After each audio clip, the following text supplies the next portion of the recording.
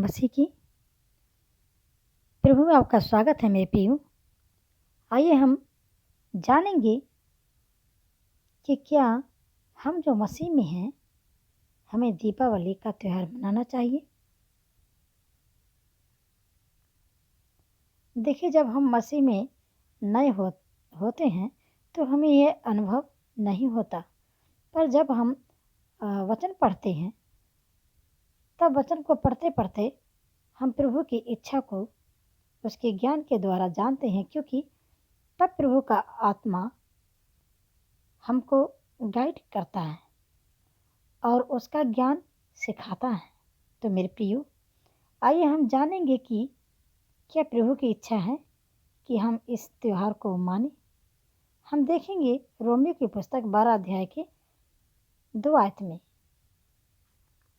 कि इस संसार के सदस्य ना बनो, परंतु तुम्हारे बुद्धि के नए हो जाने से तुम्हारा चाल चलन भी बदलता जाए, जिससे तुम परमेश्वर की भली और भावती और सिद्ध इच्छा अनुभव कर सको। मेरे प्रियो, जब हम इस संसार को छोड़कर आते हैं तब इस संसार की सारी बुराई को छोड़कर आते हैं। हमारे नए हो जाने से हमारा चाल चलन भी बदलना चाहिए, क्योंकि जब हम बपतिस्मा लेते हैं तब हमारा नया जन्म होता है। मेरे प्रियो, यह बपतिस्मा हमारा दूसरा जन्म है। जैसे कि वचन कहता है, यदि कोई मसीह में है तो वह नई सृष्टि है। तो मेरे प्रियो, मसीह में नई सृष्टि क्या है? अगर हमारा स्वभाव, चाल चलन, रीति रिवाज ये सब बदल गया है तब तो हम मसीह में नई सृष्टि हैं। और अगर वही रीति रिवाज, वही चाल चलन, वही स्वभाव, वही चरित्र है तब तो हम धोखे में हैं, हम नई सृष्टि नहीं हैं। क्योंकि मेरे प्रियो, जो संसार करता है वो हम नहीं कर सकते। हमें संसार को फॉलो करना नहीं है, हमें वचन को फॉलो करना है।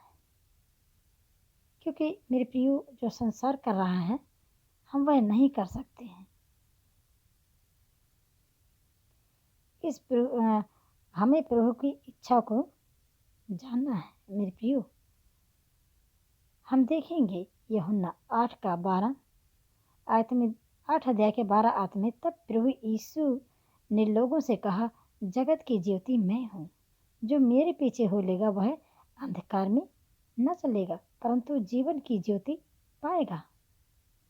अगर हम प्रभु में हैं तो सच में हम अंधकार में नहीं चलेंगे। मेरे प्रियो, अब जब प्रभु यीशु हमारी ज्योति है तो हमारे जीवन में अंधकार नहीं होगा, वरन हमारा जीवन ज्योतिर्मय होगा, क्योंकि प्रभु यीशु हमारे साथ होगा। मेरे प्रियो, मैं किसी धर्म की आलोचना नहीं कर रही हूँ।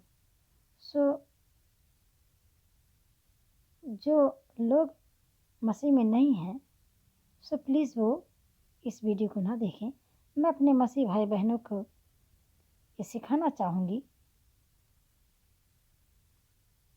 हमें क्या करना चाहिए, क्योंकि कितने भाई बहन ऐसी गलती करके दुख भोगते हैं।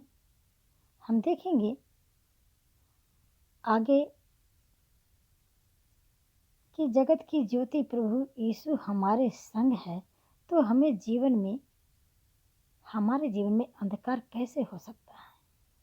मेरे प्रियो, ये संसार के लोग इस त्योहार को क्यों मनाते हैं, आइए हम देखेंगे। जब हम मसीह में नहीं थे तो हम इस त्योहार को, इस परंपरा को मानते थे, क्योंकि जब प्रभु यीशु मसीह को हम नहीं जानते थे उस वक्त हम अंधकार में थे, हम तो भटके और खोए हुए थे। पर जो लोग प्रभु में नहीं हैं वो इस त्योहार को मानते हैं। क्यों? क्योंकि जब भगवान राम 14 वर्ष का वनवास काट कर वापस आया तब लोगों ने दीपक जलाकर उनका स्वागत किया और उनके प्रति जो उनकी आस्था थी, जो उनके प्रति उनका प्रेम था, वो उन्होंने जाहिर किया, वो उन्होंने प्रकट किया। हालेलुया। मेरे प्रियो, हम आगे को देखेंगे। दूसरा कुरिन्थियों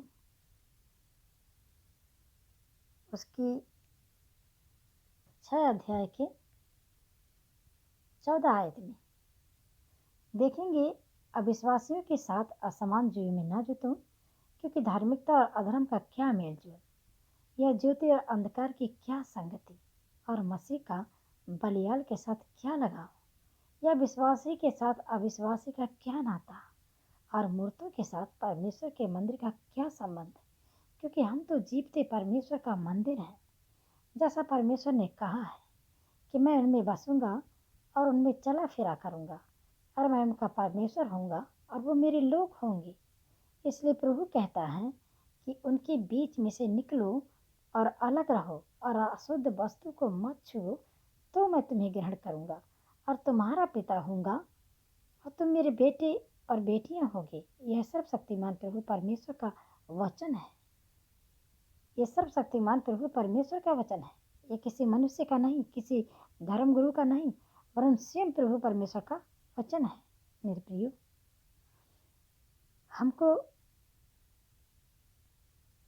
हमको प्रार्थना करना चाहिए, प्रभु से मांगना चाहिए, क्योंकि वही अल्फा और ओमेगा है, वही आदि और अंत और बुद्धि और सब ज्ञान है।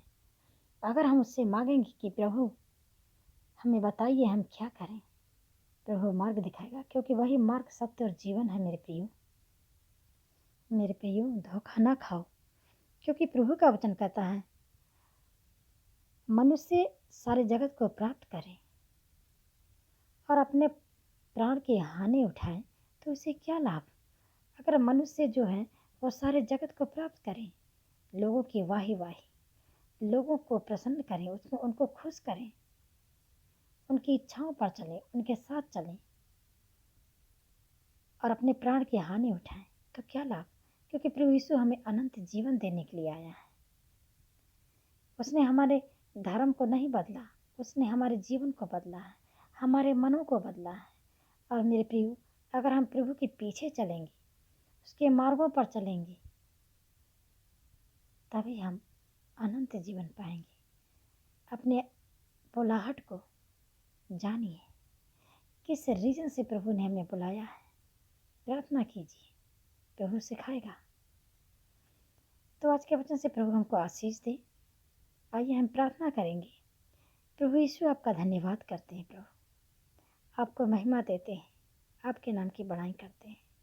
प्रभु आप हमें आशीष दीजिए। सच में मेरे प्रियो, मैं आपके लोगों के लिए प्रार्थना करते हैं, प्रभु आपको आशीष दे, प्रभु आपको सारे रोगों से चंगाई दे, आपकी सारी समस्याओं से आपको छुटकारा दे, हर एक शैतान के बंधनों को तोड़े, पवित्र आत्मा की भरपूरी दे आपको, वचन की शिक्षा दे आपको। प्रभु यीशु, आपने कहा जो कुछ तुम मेरे नाम से मांगोगे वह मैं करूँगा, ताकि पुत्र के द्वारा पिता की महिमा हो। हे मेरे प्रभु, सच में आज के वचन के द्वारा आप अपने लोगों को आशीष दें, बरकत दें, शांति, आनंद दें। मैं प्रभु यीशु आपके सामर्थ्य पवित्र महान जीवित नाम से मांगती हूँ, आमीन।